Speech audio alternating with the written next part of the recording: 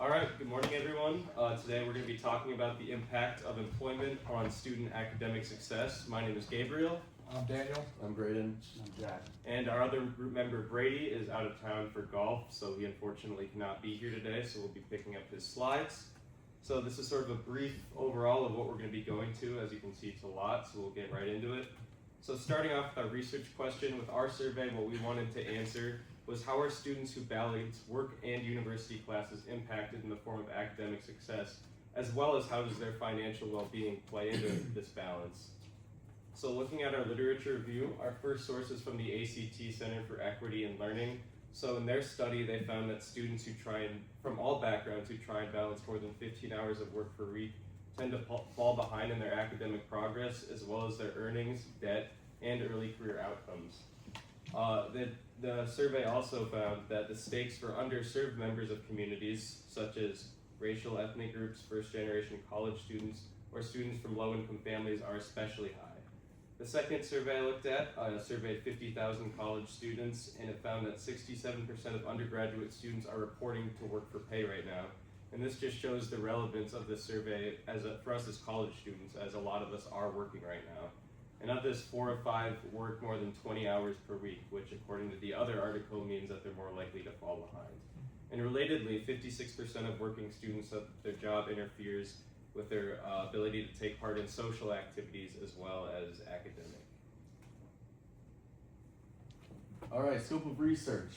So our major focuses were what types of jobs students work while studying, why students are employed while classes are in session, and then their level of satisfaction while balancing work and school, insight into the financial well-being of student, financial stress, savings, and paying for college.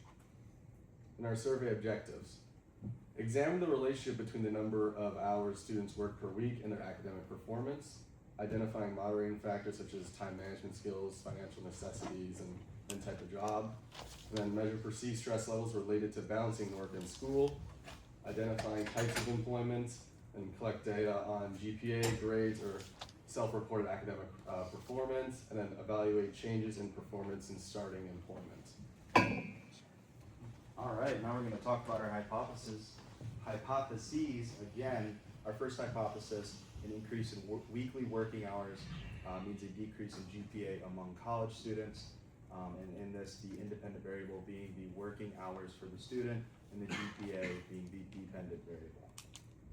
And our second hypothesis, still the same, college students with lower financial well-being are more likely to work 15 plus hours per week during the semester, and with this, the dependent variable being the financial well-being of the student, and the independent variable being the working hours for the student during the semester.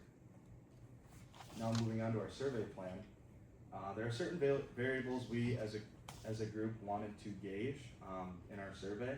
And some of these important variables were employment status, current cumulative GPA, and the student's financial well-being.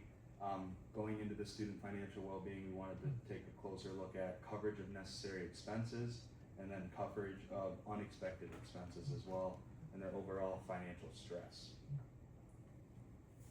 Now we're going to talk about our survey design a little bit. Our survey was 20 questions long.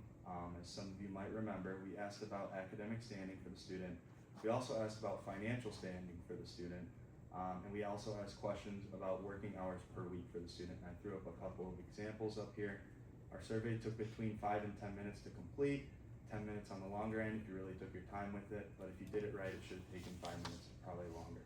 We tried to get for 300 responses, but we came up with a little bit short, and we're just under 200 responses. And our target for the age of the survey respondents was 18 plus years old, and we used the Likert scale, the multiple choice, and the slider question format for our question designs. So moving on to our sample method, we are mainly looking for NMU students that were enrolled full-time. However, if we got students from different colleges, we didn't just throw their data away, we still accepted them. So we also had answers from people who attended schools like Grand Valley, Michigan State, and Central Michigan, just to name a few. We were targeting 300 students. We unfortunately came up short on that just due to time constraints. We only ended with 192 total responses and about 150 valid responses.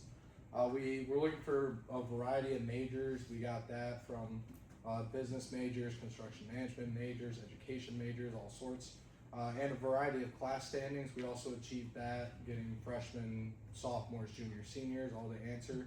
We're looking for differing demographics based on age and gender. I'll talk more about that on the next slide. And how we were going to do it was random sampling, just with the snowball effect and voluntary response. And then once we collected our data, we used stratified sampling and created subgroups based on hours worked per week based on the results. So going into our demographics a little bit, like I said, 192 total responses, only about 150 valid. But so looking at our demographics, on the left here we have our pie chart of gender. About 63.8 of our respondents were male, which we expected given that all of the people in our group are males. We expected more male respondents. Still a good chunk, 34% were females. And then finally 2.1 were non-binary or self-described. Going on to our age distribution, 18 to 20, we saw a good chunk there with 35.8%. That was mostly underclassmen students, such as freshmen or sophomores. 21 to 23 was more upper class students, like juniors and seniors. That's where majority of our respondents were in. 56.8% of our results were 21 to 23 range. And then 24 to 26, 4.9%, just on the older end of undergraduate students. 27 plus 2.5%. I'm assuming that some people probably made a mistake or just weren't taking it very seriously because we did not really expect many 27 plus year old results, especially since we were just looking for undergraduate students. All right, then continuing our descriptive analysis, we're looking at students' primary source of income, working hours, and GPA.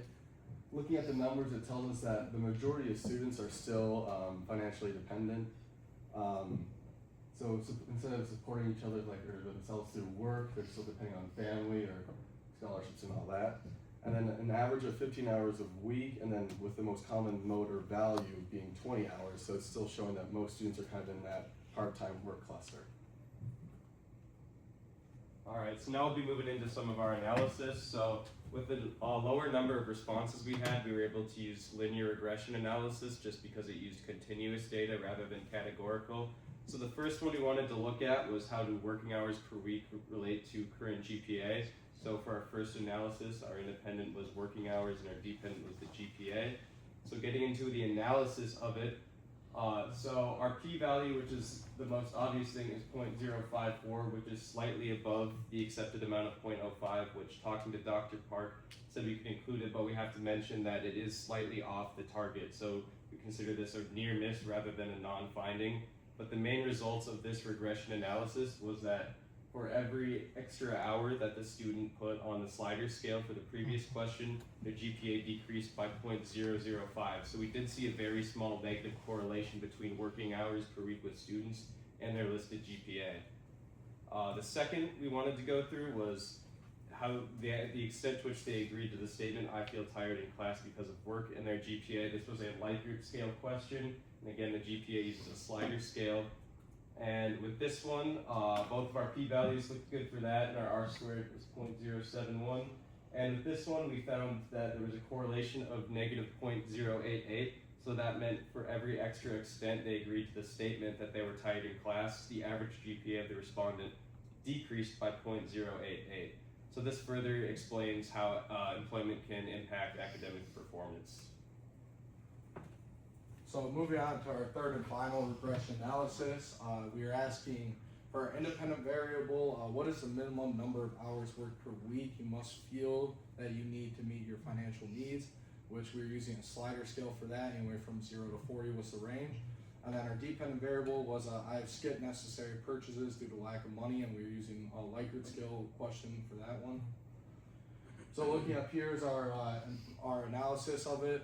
We used the simple linear regression like Gabriel said to find the correlation. We ended up finding that there was a positive correlation. So basically going back here, you can see on our dependent variable that 1 would be the lowest, is strongly disagree, and 5 would be strongly agree for the highest. So the reason why that this was a positive correlation was because basically as the amount of working hours went up, then the person thought that they agreed more with that they would, the amount that, oh, I'm sorry, let me restart that. So the amount of working hours that the students felt they needed to meet financial needs, as that went up, as they were working, felt they needed to work more hours, that meant that they also felt like they more had to skip purchases that were necessary. So here are some of the equations, like F1, 138 equals 21.45, just showing that there's a lot of variance. Our significance was under 0.11, so it was valid. And our R squared of 135, and our predictability to afford necessary purchases came out to 2.271 plus 0.44, meaning that students' ability to make necessary purchases, or, I'm sorry, that's wrong, I messed up the slide, but basically students' ability to like skip necessary purchases or feel like they have to would increase with the amount of hours they felt that they needed to work. So overall, reviewing our hypotheses, our first one, an increase in weekly work hours is associated with a decrease in GPA among college students. We are correct there. There is a negative correlation between working hours and students' GPA, which basically just meant the more that you work, the lower your GPA is, and the less that you work, the higher your GPA is, just based off of time constraints and active studying could be done more with less working hours. Our second one, college students with lower financial well-being are likely to work more than 15 hours per week during the semester. We're also correct there, looking back at our last regression analysis. The more students have skipped necessary purchases, the more they feel they need to work per week to meet their financial needs, which more skipped necessary purchases, we just said, equals lower financial well-being. So the lower financial well-being equaling more than 15 working hours, we pretty much can't say that we're correct just from our data. Alright, then for future research, obviously we need more samples and expand the sample size beyond NMU to include more than just multiple universities, but keep going even further than that. Then study students over a longer period of time to see how GPA really changes, and examine additional factors such as mental health, time management skills, compare different types of jobs with remote, part-time, shift work and their impact, and then analyze differences across demographics. And here's where we're excited, and Ben.